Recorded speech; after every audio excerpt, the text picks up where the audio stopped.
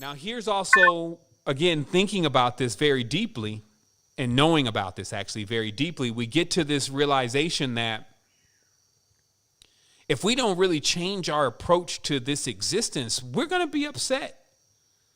There's going to be upset after upset. Every time someone leaves, every time something doesn't go our way, whatever that way is, right? Every time that occurs, it just sets things up for another fresh round of feelings, a fresh round of experience. And because it's almost like, especially towards the ends of your tutelage here on earth and getting into the constant, the last thing you really want is these continuous spikes. You want to start grooming yourself for the next experience of being unmovable. This is really where you want to get to. So if you got spikes going up all the way till you leave, they screaming and they're, he's leaving, and all this is going on. This is not healthy promotion to you getting into the next stage in a balanced way.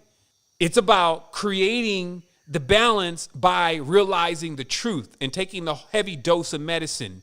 And the truth is one, you can't be completely perfect in an imperfect world. So stop beating yourself up about the whole thing already.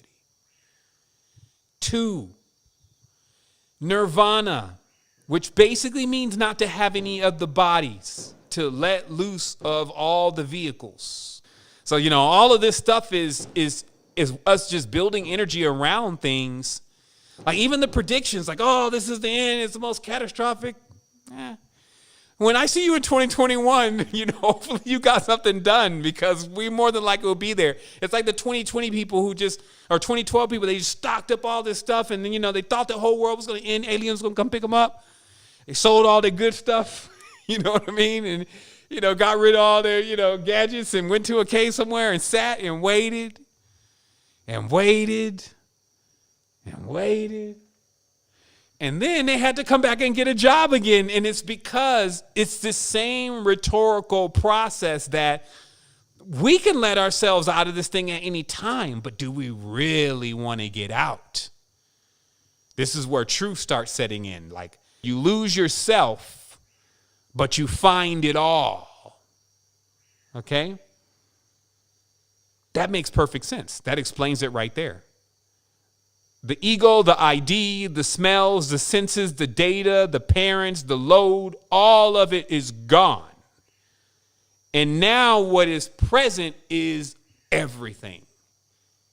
And apparently, in order to perceive everything, you cannot have what we would call feelings. Why? You'd probably be sitting there either crying all day, laughing all day. Imagine looking at you. Yeah. Like, it wouldn't work out. You would be trying to go through all of the motions. That's really what Earth is. Earth is like this multi-faced, multi-experience, triple, quadruple, Googleplex polar being, right? That throws all these waves and frequencies and sounds, and everybody's doing what they want. You got somebody over here meditating on the top of Mount Everest. You got another dude sitting in the pimp spot in the trap in the hood selling dope to kids. You got, could you get any more vast here with the separations? But who can experience all that at one time? Who could be in all of those roles at one time and even have something like feeling engaged? Nobody. When we get to the end, how do you make sure that you win? This is the formula. 1, you cannot be perfect in imperfection. So ease up a little bit on yourself. 2, in nirvana, you can't feel anything. So take your time. Because 3, you're in infinity and you look really silly rushing in infinity.